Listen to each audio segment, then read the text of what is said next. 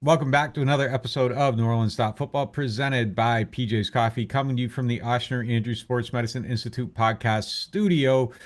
And training camp is coming to a close. I think today is actually going to be the last open practice that we get to see. By the time this goes out to the public, I think that practice will be over.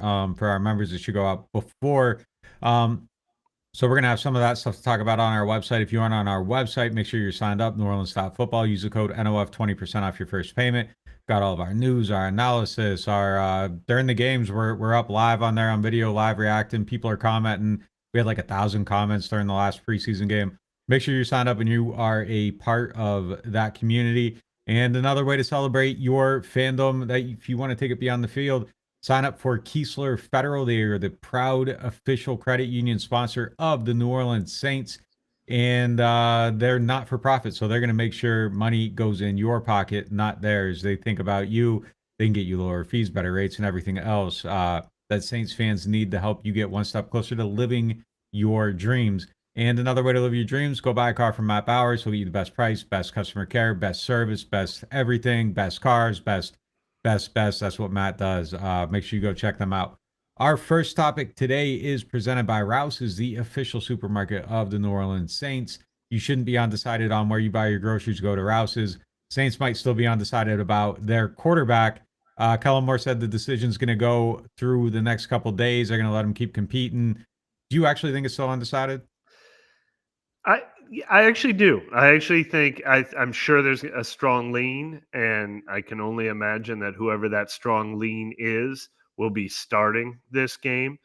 But is there a 5% to maximum of 25% chance that they can get new info over the next 10 days? Can someone play way better in the game, have way better practices?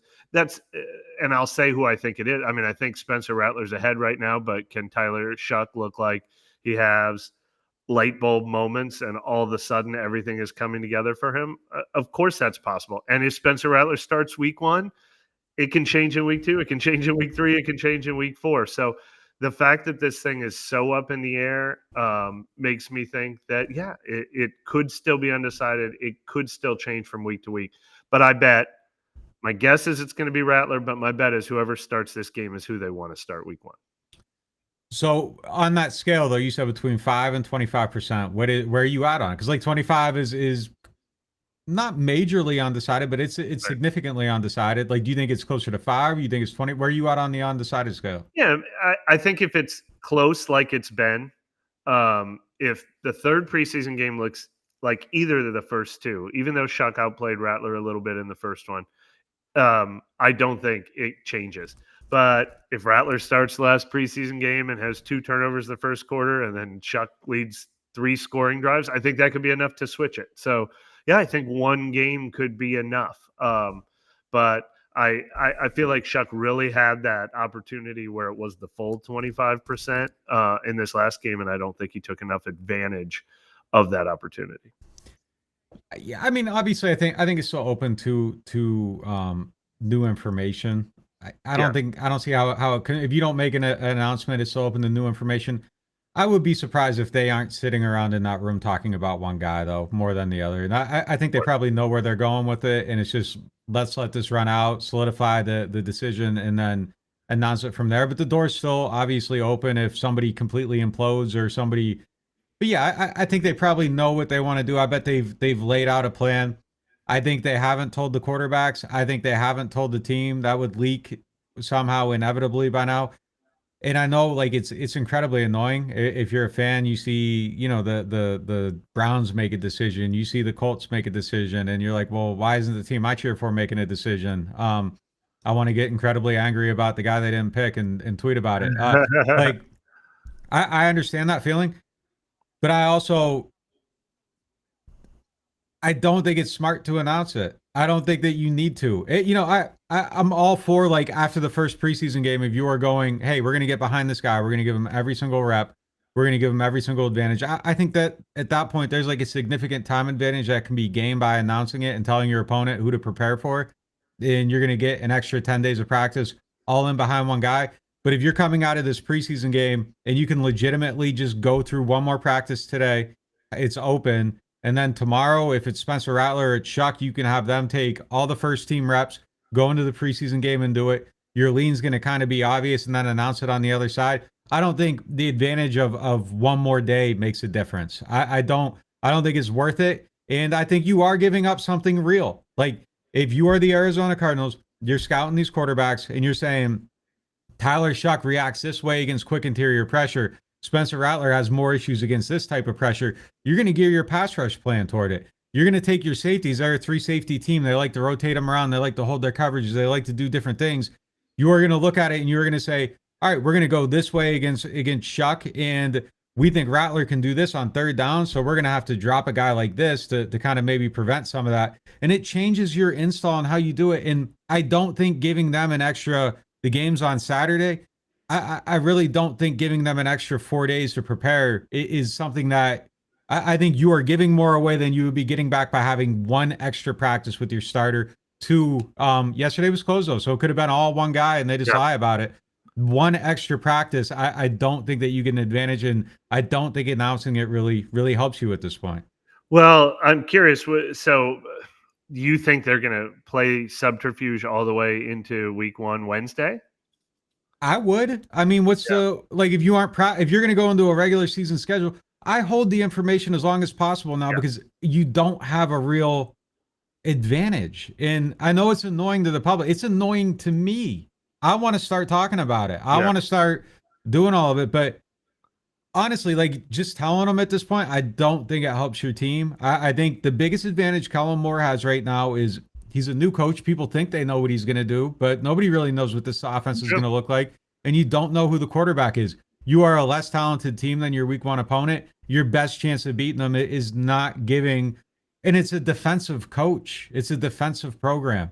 If you gave Dennis Allen an extra 96 hours, 144 hours, whatever it is, he's going to make you pay for that in some form or fashion. I think it is better to hold it to the chest. There is no strategic advantage to giving away that information right now. No, I agree. And look, strategically keep it a secret until the Cardinals show up in New Orleans and on the field on Sunday morning. They won't be able to, though. I mean, I think I'd be pretty shocked if whoever starts this game isn't the starter in week 1, and if the performance goes accordingly. Like if Rattler starts, if he looks equal or better than Shuck in this game, then if I'm the Arizona Cardinals, I go ahead and I do 90% of my game planning for Rattler. And so I think that's how it'll play out. Whether or not Moore would officially announce that, whether he'd make us wait until Wednesday of week 1, either way, I think the biggest tell will be who starts this game. It might be a tell when we go out to the Superdome and practice. We think Rattler was going first. The portion of practice we saw yesterday, Rattler was going first in individual drills. Might not mean anything necessarily, but if Rattler goes first in every practice this week, that might be a tell. If he starts the game, that will be an obvious tell. Let me ask you another question. I think a popular theory is the reason it's going on so long, I've seen this on Twitter, is because the coaching staff wants Shuck to win it, and they're giving him till the very last minute to win it. Do you believe that? I think they want him to win. Yeah, I mean that was their pick, but are they giving him till the very? I don't think that. I think it's 99%. Whatever their decision is their decision at this point. I don't think there's like a drastic swaying of it. So I don't think the door is being left open for like I want him to steal it. I think it's legitimately probably just like, hey, we like the energy in these practices. Let's let them get the last couple of days. We're this far into the process. Let it play out, and let's whoever loses this thing allow them to feel that they had an honest chance to win it, every opportunity to win it, and in fairness to both of them, this is how it played out. I do. There are things that I have seen in, I got a little list of things where it's like I like this, I don't like this about how it's being run, and that doesn't mean the things I don't like I'm right about not liking them. But there's things where I'm looking at them and I'm like, I'm not sure. So, and I only say that to say that I'm not sitting here being like, oh, I defend this decision not to announce it or whatever, and now I'm cheering him for how he's handling the quarterback situation. But I will say that I don't feel like there have been a lot of evidence of hurt feelings in how this has been done with the top 2 guys. I bet Jay Canner's probably a little bit pissed off that he got eliminated from it, even though they haven't publicly said it. But I think in a situation with 2 young guys who probably feel like if they lose this, their career trajectory is completely over, there hasn't been any any complaints. There hasn't been anyone like looking like they're sulking. There haven't been any backdoor whispers. And in every quarterback battle that we've watched, I have had backdoor whispers come to my ear. People in their camps like trying to control the narrative. This isn't fair how they're doing this or that. There has been nothing in this to this point. And I think that is a credit to them with how they have handled this. To your previous point, I think Kellen doesn't do the Sean Payton thing and try to hold it all the way through to Friday. I bet he actually makes an announcement. He said he would. He hasn't lied to us about things really yet. And I think as a former player who's probably been in situations, he probably he's close enough to that to probably feel like, hey, look, whoever wins this should get their moment. And I bet he allows that person to have like kind of the moment, kind of handle the week and all that stuff. I bet there is an announcement before, like Sean would have held it until Friday at 3:30 p.m. and it's just like, all right, man, like this is stupid. Like we know who's starting on Wednesday, and I don't think he tries to hide it that long. One last question before we leave this subject. The other thing, Kellen Moore, all my questions for you are: do you believe? Do you believe? Do you believe? And I kind of do. I don't think subterfuge is part of Kellen Moore's game. He doesn't seem to be caught up in all the spy game of being a head coach. He doesn't seem wrapped up in like whether their names are on their uniforms, what time practice is open, trying to lie to people, trying to show them something and be deceiving. So far, I'm taking it face value until we see anything else. The other question is, do you believe him or not? He says that the quarterback competition genuinely is too close to call, and that's why it's lasted this long.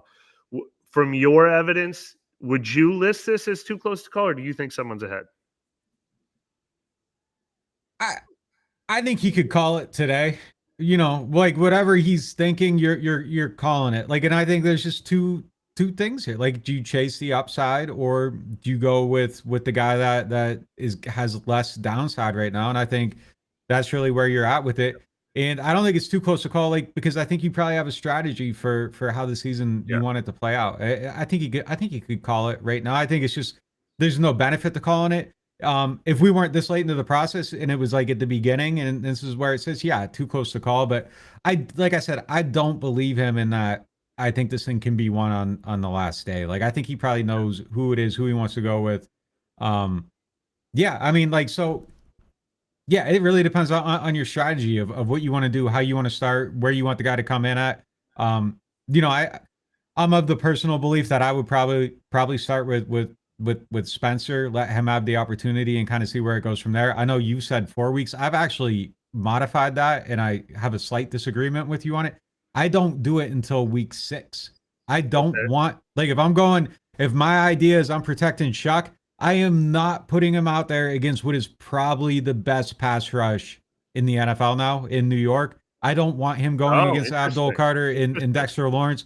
Like, if your whole thing is I'm not setting him up to fail, that's a game where a guy that gets under pressure and freaks out a little bit and intentionally grounds is gonna be under fire. Like, so if your strategy is just like, I'm gonna give Spencer this window, evaluate it, and see where we go from there, I'm lumping that Giants game into that mix. Interesting. Now. No, that I hadn't thought of that. And yeah, I didn't mean 4 weeks hard and fast. I meant at least 4 weeks. But yeah, I didn't think about that.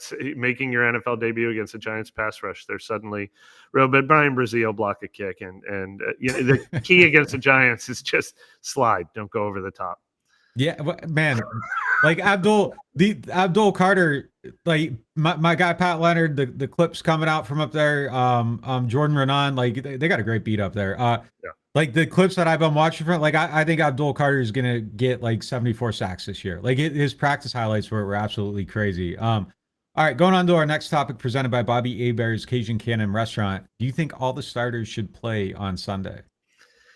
Yeah, I mean, Eric McCoy is the first one that pops into my mind. I guess I don't care if Devon Godshaw plays or Justin Reed plays or DeMario plays. I don't think it would hurt, but I think those guys are established enough that can be just like having the endless should any starters play in the preseason or not. Do you take the Rams approach? Do you take the Chiefs approach? I don't feel passionate about that. I do think I want to see Eric McCoy in the full starting offensive line for 2 reasons. I think whatever quarterback is going to start should get to play with them, and I'll put Olave and Shaheed in there too. for a couple series. I'll put Alvin in there for a series. I think it would help the quarterback get to play with all his guys and probably have a successful drive, to be honest, and maybe gain a little momentum and confidence. And two, forget the quarterback. This offensive line needs to look better. We talked about that coming right out of game 2, how the offensive line that's supposed to be a strength for this team has really shown some warts recently. So I think they need to get a little continuity together there. So I don't know about the entire team, but yeah, show me the whole offense for the first quarter in this game. I agree totally. Like, I think Eric has to play. I think Eric has to go out there and be in a huddle with whoever the possible quarterback is, and just hear it and just get on the same page with them and look at the defense and just get used to the cadence and all that stuff in a real live situation. I kind of feel like DeMario needs to play too, for like in a normal situation, previous staff or whatever, I would maybe feel a little bit different about it. But I think it's probably important for him to be on a field with a somewhat of a crowd roar, hear Brandon Staley in his ear, just know what that sounds like on the field, get used to relaying that information. So if there's anything about that communication that needs to adjust in a real game firing bullets flying situation, you can do it when it doesn't matter. And it's not happening where maybe you surrender it down or you're not on the same page. I don't know, but like, I just feel like going through it and just kind of getting used to that aspect of it, I think is probably important. I would kind of like to see everybody play at least a little bit. I don't have like strong feelings about anyone other. Like, I want to see McCoy out there just to get used to it because new quarterback, whatever. And yeah, I like DeMario, just hearing Staley's voice in his ear in a real situation, I think matters at least maybe a little bit, but yeah, I think want to see will him too. Speaking of trying to learn Kellen Moore and what he says and what he means, he mentioned at least twice in his press conference yesterday how the veteran players on the team have been campaigning to play. He goes, I keep hearing from and he, had a laugh and everything like that. I don't know if he's just 100% being honest or if he's laying the groundwork for why they're going to play, but he has already like made it clear that those guys want to play. And I don't think he'd be throwing that out there if his plan was to disappoint them and tell them you're not allowed to play. I think he's setting it up for why he's playing his starters in this game. Oh, there's no doubt he's a player's coach too. Like, he's not going to tell them if they ask for something, he's going to do it. At least to this point in his tenure, I think that's definitely what he's going to be. All right, going to our next topic, presented by Shawbear Insurance, the Earhart Agency. Make sure you are looking up the Earhart Agency when you type that into Google. Is Kelvin Banks Jr. a strength of the team? Look, I mean, we've overreacted to some bad things, and I think there's a huge danger in overreacting to all the positive press. I mean, are some people saying he has the best grade of any offensive tackle, like according to PFF or something? I saw Baldy, who does fantastic work breaking down film and doesn't pull punches. He was really lauding him. Your film review was really generous to him, especially when you consider the guys he went against, like Jacksonville's real guys. So absolutely, that's probably the most important thing we've seen all preseason, because I listed him as the most important player to watch because he's this whole team's future. So that's all positive. But what are we talking about? Like 12 to 20 meaningful snaps in the preseason. So we don't have enough to go on. And he did struggle a little bit against the Rams in that joint practice. So no anointing yet, but man, it's got to rank number one as the most promising thing we've seen this preseason. Yeah, best thing to come out of this right now is where he exists. I feel really encouraged about the stuff he's doing. I think some of the run game stuff could be a little better. I think that's all of them though, and I really think that two things, like A, Eric McCoy really matters. B, I'm not shooting bail for anybody here because he could definitely be playing better. But I think a lot of you guys need to go watch the NFL Pro angle of the offensive line on pass protection and maybe reassess where you're placing a lot of your blame on the interior people. I don't think it's all on the easiest target. Usually when your guard is trying to block somebody on the outside of the tackle because the protection didn't slide, you usually don't blame the guard for that. It's usually, and I think not having the center out there pointing, the mic and adjusting things and all that stuff puts a lot of people in bad spots. But I think Cesar Ruiz is really funny because the two most high profile plays that everyone's jumping on him for, I don't blame him for unless they did something wrong with how they're supposed to handle stunts. But no guard in the league could handle the two guys. But in both situations, he was blocking a guy and the other guy hit him. However, Cesar Ruiz doesn't necessarily deserve a free pass because he had not been playing that well previously. But those two plays aren't the evidence you should use to indict him. And he was tough in run blocking, and he had some stuff in pass pro too. But like there were a few plays where I saw clip score and I'm like, wait a minute, like. Yeah. Look at the center. look center's center. Blocking no one, and the right tackle's blocking no one, and Caesar's blocking two people. Well, I mean, like Something went wrong. There's two plays where the center whiffs, and like Caesar was catching bullets, and it's like, what are we doing here? But yeah, I mean, he definitely needs to play better. But I think McCoy being out there makes a big difference for that interior line. I just said that to say, like, I don't think it's as troublesome maybe as it appears right now. My biggest concern really is the Penning side of the line. But yeah, I mean, definitely could play better. But yeah, Banks is the biggest bright spot on the team right now. And I think he's gotten off to a great start. I would probably, if you ask me to rank the tackles right now, I'd probably put him first on my list. Sure. I think he's playing better than Fuaga is right now. Fuaga also looks good though. So yeah, that's definitely trending in the right direction. Gonna hit a quick break and we'll be back right after this. The Ochsner Orthopedics Walk-In Clinic is now open. Located at 1201 South Clearview Parkway, across from the Elmwood Shopping Center, this clinic provides convenient same-day care for a variety of orthopedic and sports injuries. No referral or appointment needed. Whether you need care for strains, sprains, fractures, sports injuries, or muscular pain, the team of orthopedic specialists offers care for patients 5 and older. Open Monday through Friday from 8 a.m. to 8 p.m. and on Saturdays and Sundays from 10 a.m. to 8 p.m. Rouse's Markets is voted best grocery store in New Orleans, best grocery store in Baton Rouge, Mississippi, Gulf Coast, Thibodaux, Houma, Hammond, Lake Charles, Mobile, year after year. Thank you for choosing us best grocery store on the Gulf Coast. Number one. Thank you. Thank you. The number one grocery store. In Mississippi, Alabama, Louisiana. 1 million customers a week can't be wrong. Welcome to Rouse's. For fans of saving money. For fans of big rewards. For fans of getting more for your money. There's Keesler Federal, the official credit union of the New Orleans Saints. Saints fans, open your free high-earning checking and see what it's like to get better rates, better returns, and better service. Join a winning team. Keesler Federal, the official credit union of the New Orleans Saints. Membership and credit eligibility required. Federally insured by NCUA. The NewOrleans.Football show is proudly presented by PJ's Coffee. PJ's Coffee has some of the best drinks that you can find. They have locations all over the city. They have pastries and everything else you need to get your day started. So go check them out. I don't play favorites with our sponsors on the show, but one of my favorites for sure is RV Masters. You guys have been watching our show lately and you've seen our awesome new van.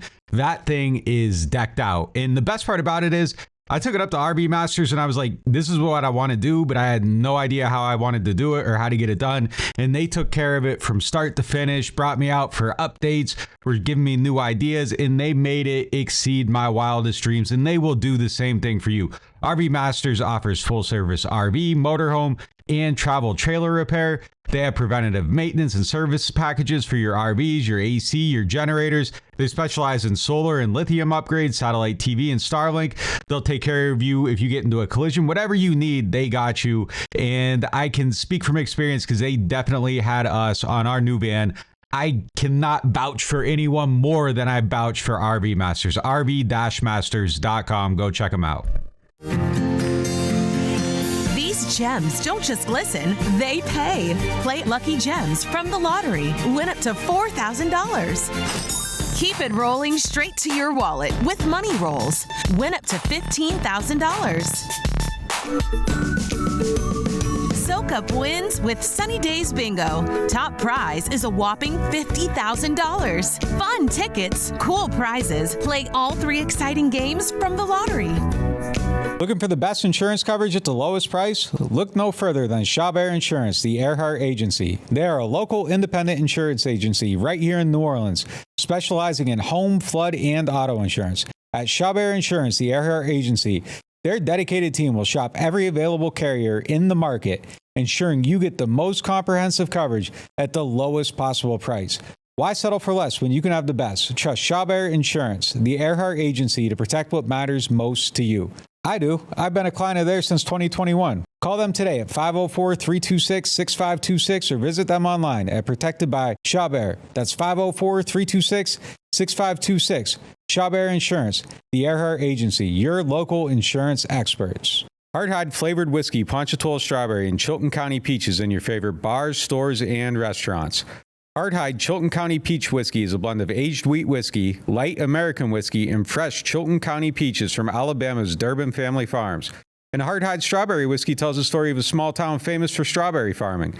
A delicious natural strawberry-infused 86-proof whiskey for whiskey lovers. Just look for the red and orange bottles in your favorite stores, bars, and restaurants. Welcome back to NewOrleans.Football. Our next topic is presented by Aaron Rose. Jonas Sanker, man, he had a lot of really good plays. He's looked good in practices. He's looked good in camp. Do you think that he's going to get a good amount of snaps this year, play a meaningful role? It's crazy. He was a guy. Look, I don't base solely all my judgments, but I gain a lot of valuable information when projecting what the 53-man roster is going to look like a lot of times based on how they're using guys. And for most of this summer, they weren't even like rotating him in with the twos. He was kind of like behind Jordan Howden every day, and obviously the starters, and not getting a lot of looks with the ones and everything. But he's kind of made himself look a little bit undeniable in these preseason games. And Kellen Moore, again, here we go trying to code Kellen Moore. But I mean, what was that line that he said? Jonas showed up on a lot of the clips in our tape today. He said, I just love the style he plays with, the urgency he plays with. We obviously can see that he's a big hitter and a tackle. There's a guy that I think might have changed some people's minds, and I think they should be in the room right now trying to figure out how can we get this guy in nickel and dime packages on the field sooner in games. Yeah, I'm a fan. I think he plays really well. It'll be interesting because I think his role is probably similar to Justin Reed's a little bit. So I don't know how that necessarily comes all the way in, but like his tackling is awesome. I think that maybe he's I don't know, like I think he's gonna be an impact player in some form or fashion, whether it's now or later. I expect him to have a role this year though. I really like him. I like the way he tackles. Yeah. I like the way he plays. He pops. Like when you see him in practice, he pops in these preseason games. I just don't know. I don't know where the snaps necessarily come from because that position does feel like a bit of a strength for him right now. And then like when they're in nickel, like is there a spot? I don't know. Dime for sure, probably. I think he gets out there. Some 3 safety stuff. Like I think he could definitely have a role in some of that stuff. I think they found a way to use him this year though. And I think there's like a little bit of trending evidence in they haven't played a game yet, so no declarations, but like some of the middle round stuff here looks like they could have a couple hits. And that would be a nice change for this team. Like that's how you rebuild the middle class of your roster. So it'd be good to see. It's a must. Yeah. Going on to our next topic, presented by Hardhide Ponchatoula Strawberry Whiskey and Chilton County Peach. What do you think about the Khalen Saunders Fortner trade? Well, look, I think Khalen Saunders is a pretty good player, but I was having trouble getting him on my 53-man roster because we've talked about it all offseason. There are so many guys at that position. So I think getting any value for anyone in that position group was a plus that you didn't expect to be in your starting rotation. And then on the flip side, makes me feel a little better about center. Now, I don't know how good this guy's going to be yet. I mean, is he going to be what we've seen from Dylan Radins? Is he going to be what we saw last year from Lucas Patrick? I mean, is he going to be James Hurst level? Or is he not even going to make the team because it looks like Jacksonville was about to cut him? I don't know. But it was one of the biggest worry spots on the team after Will Clapp got hurt. So it's kind of nice. It's kind of nice to add depth where you need it and use the supply. I mean, there should be more trades like this around the NFL all the time. I haven't heard great reviews about this center from people that I reached out to, but I also heard like bad reviews about some of the other depth offensive linemen that have come in over the years, and it turns out like they're okay. Sometimes they aren't. I don't think that he's like a fortune changer for your team. I think it'd be beneficial that it allows Torricelli Simpkins to focus more on guard. again, I like him. I like the way he plays. I like his mentality. I like the way he approaches things. But I thought he had a extremely rough game at center, and I think he plays better at guard. So I think that helps for him. Obviously, a young player can get better at center. But I think there's an obvious reason why they went out and felt like they had to get this guy. Eric McCoy misses a ton of games, the last 4 years. If he misses time again, you need to have an insurance policy that you feel good about. That makes sense there. And I just don't think Khalen Saunders fit this team. Like a small nose tackle in a 3-4 look is it just doesn't, like, the role just isn't quite there. I think Saunders was a good locker room guy, all that stuff. I had him off the, I almost left him off my 53 last year's camp. This year I did a 53 right after this game. Had him on, had him off, had him on, had him off, had him on, had him off, had him on. Like I kept taking him on and off, on and off, on and off, because it's just like he just didn't feel like it. Just was very clear that like Shepard fits, and it was very clear that Khalen Saunders didn't. And like they've been rebuilding that interior depth, bigger guys that look different than him. It was kind of like, man, I really like this guy. Like, I like how he plays. I don't want to disrespect his game, but I don't know what the future holds for him. So it makes sense to get rid of him, I think. And I don't know that like the return is great, but again, it's a cut player for a cut player. Yeah. Whether it works, it works. Whether, if it doesn't, who cares? It's also interesting. I've been trying to figure out who the backup nose. I feel like they'll keep a backup nose, 3-4 nose, like you said. You can't help but think this bodes well for Christian Boyd, especially since John Ridgway got hurt in that game, and they still traded Khalen Saunders anyway. I'm going to pencil Boyd into my 53 as of now as the backup nose, even though nothing's guaranteed yet there. All right, going to hit a quick break, and we'll be right back with the question of the day. Big news from the home team, introducing our newest sponsor, the Mortgage Brothers. With over 30 years of combined experience, the Mortgage Brothers are the quarterbacks of home lending, calling the right plays to get you across the goal line. Whether you're a first-time buyer or a seasoned vet, they'll coach you through every down and make sure you feel like part of the team. They're backed by Cross Country Mortgage, the #1 retail lender in the nation, so there's no loan playbook they can't run. FHA, VA, conventional, RD, and more. They're lifelong season ticket holders. Local guys who know the field and your market, and their online application takes less than 10 minutes. Why fumble your mortgage with some online lender who's never even watched your team play? Stick with the Mortgage Brothers, the trusted pros who play to win. Mention NOF and get $500 back in lender credit toward your closing costs. That's money back in your pocket when it counts. Visit mortgagebros.money and start shopping with confidence. Because with Mortgage Brothers, it's always no flags, no fumbles, just smooth closings every single time. Slide into summer with New Orleans Hamburger and Seafood's new sliders. Get 2 each of cheeseburger, buffalo chicken, meatball, or chicken and waffles served with a side of garlic herb fries. Starting at $9.99 now at New Orleans Hamburger and Seafood Company. I got hurt in a car wreck. Why should I get Gordon? Because when you're hurt, you need money. And I fight for the people of Southeast Louisiana every day. I got a client who injured their neck in a car wreck, $250,000. Another client was hit by a big truck and needed back surgery. I got them $700,000, and they deserved every single penny. That's what I'm talking about. Why wouldn't I get Gordon? If you've been hurt in a car wreck, just call me, New Orleans. Get it done. Call 504-800-8888. You ever take a bite of something and immediately think, yeah, I'm coming back for this? Bobby Hebert's Cajun Cannon Restaurant just added some new dishes, and man, they crushed it. The shrimp and crawfish pistolets, golden and stuffed with bold Cajun flavor. Fried oyster tacos, crispy, fresh with the perfect kick. And the soft shell crab Alfredo, creamy, rich, and absolutely worth the order. They're open 7 days a week, and they deliver late. Bobby Hebert's Cajun Cannon Restaurant. Delicious food, superior service. Whether you are a local New Orleanian or a fan in town for the game, get your pre- and post-game fired up at Aaron Rose. Local chaos and local love for the black and gold. Wake up and live with daily drink specials, mimosas, screwdrivers, Bloody Marys, and hot or frozen Irish coffees, all just $3 or $4 between 10 a.m. to 2 p.m. Aaron Rose, half a block from Bourbon Street in the French Quarter, 811 Conti Street. Attention Saints fans, don't let pests and termites invade your home field. Trust the team at Red Pest Solutions to tackle those unwelcome visitors. Call the Red Man today for unbeatable pest and termite control. Score peace with no pest. Visit redpest.com, REDDPEST.com. All right, welcome back to NewOrleans.Football. It is now time for the Get Gordon question of the day, presented by Gordon McKernan Injury Attorneys. Our question today came from Sam Winston, who said, if the Saints front office wanted to make a move that angled toward a more competitive now approach this season, which move or position could you foresee them pursuing? Not a fringe player, but an actual contributor with skins on the wall. Let's take quarterback out of this. What position are you trying to address?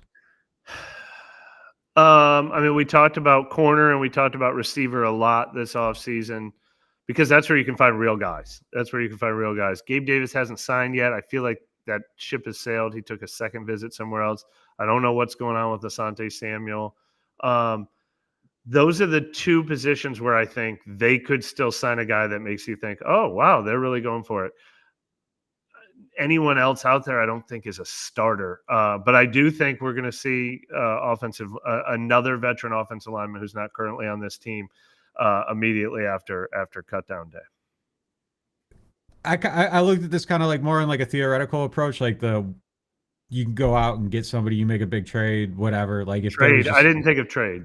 If there was just like a real possibility to go out and get a player like you want to try to win a game right now today, I think the one position like that would transform the team more than any other, probably to me, based on where they're at and where they seem to have greater needs, I think it's like a top tier tight end would probably transform how I feel about the offense more than anything else. Yeah. I think that's probably the most transformational type of player in the league, honestly. Like you get a great tight end, it changes how you do everything. Number two for me is still pass rusher. If you asked me to bet today, I would take the under on a double-digit sack producer this year, and I think that changes your team. Whether it's interior, edge, whatever. Give me a guy that gets double digits, and I feel much different about the defense overall. But I think those are the two overall. That just give them what they have and where they could add to it. Yeah, pass catcher for sure. Whether it's a tight end or that receiver who has the different body type. That seems like the most realistic. I mean, edge rusher, I think the only way you're getting a guy who's above the current level of guys is like, holy crap, are we talking first round pick, second round pick, 30 minutes? Yeah, don't make the Trey Hendrickson trade, please. No doubt. I just took it as like a theoretical, you can add somebody to the team. What changes the team? Not like realistically, Asante Samuel's available. Go get. Like I think the question was just for sure. What competitive now move would you make? I guess he said, could you see them pursuing? I don't see them pursuing anything though, honestly, and it'd be a pretty drastic change in approach right now if all of a sudden they were the team trading for Jameis Winston or Trey Hendrickson. Like, I'm kind of proud of them for actually doing this rebuild thing, so I kind of hope they stick with it. Yeah. Me too. All right, that's going to do it for today's show. Be on our site, practice this weekend. We got the live reaction, coverage throughout the week. Back on Friday with the show. Talk to you next time.